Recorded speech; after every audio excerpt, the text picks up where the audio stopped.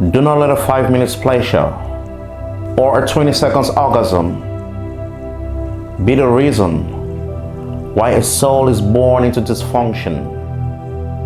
No. You want to be absolutely ready before having a kid, before bringing forth another human being into this world.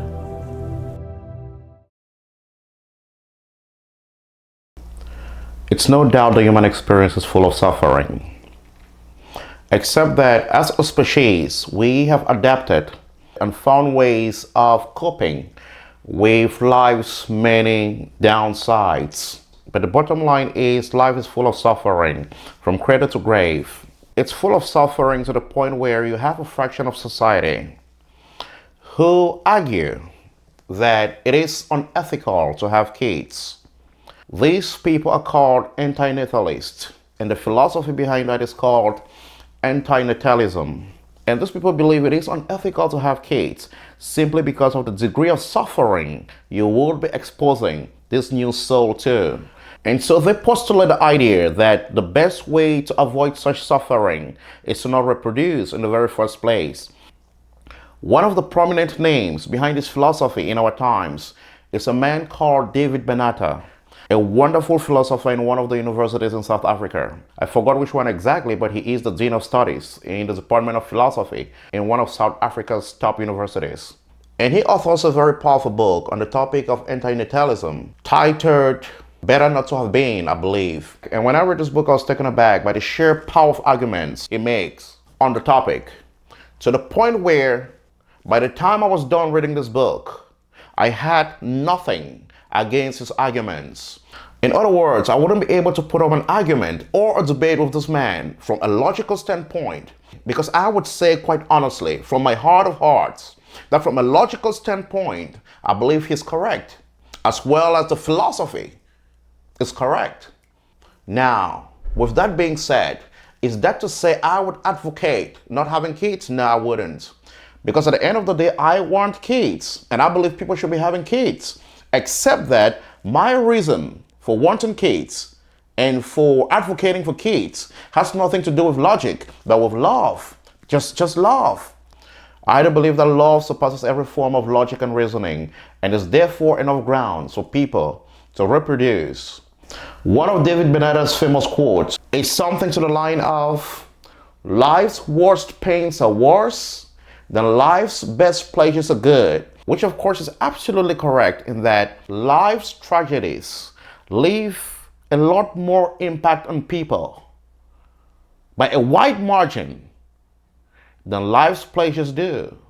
So let's take an example. Imagine being in love with someone for a period of time and then losing that person to death. Now, the pleasure of loving that someone, the bliss of loving that someone, is nothing compared to the pain of losing that someone. You see people suffering with PTSD all the time, all right? Of an event that happened 20, 30 years ago. A tragedy that happened probably 30 years ago is affecting someone right now in ways you cannot imagine.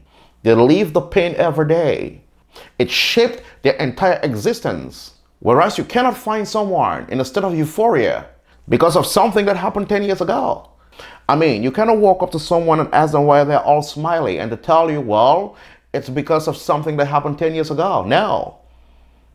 It's because of this food, this wonderful food they had, or this wonderful love-making experience they had. No, it doesn't happen like that. But people carry pains from 40, 50 years ago, and it affects them on a daily basis, buttressing the point that life is suffering from a logical standpoint. Now, with all that being said, I do believe one of our principal roles as a species is to mitigate this human suffering the best we can. And one of the principal ways I believe we can mitigate human suffering is by being intentional about how we have kids. And what I mean by that is to avoid having kids by sheer happenstance, but rather out of intention. We ought to be a lot more intentional, I believe, about choosing to have kids or not. And what that means is that one has got to be ready to make that decision of bringing forth a child. And by being ready, I mean financially, emotionally, and of course physically. We want to make sure we are ready enough to bring forth a child into conditions that are most pleasant and favorable to the newborn. You see, because of all creatures, the human infant needs a lot more attention and care for a much longer period of time than every other species I know. You would find a calf born yesterday running after the mother by today and fending for itself in a couple weeks. And that is true for many other species, but absolutely not the case for human beings. A human infant is absolutely vulnerable for the first couple years of life, during what time the child needs proper care just to survive. And thereafter, the child has needs and will need to be looked after for about 18 years of life at the minimum. And so I do believe it's incumbent upon us to be absolutely intentional and absolutely ready about the decision of having a child or not, and to create the most suitable conditions to welcoming a child if we do make that choice. Do not let a 5 minutes pleasure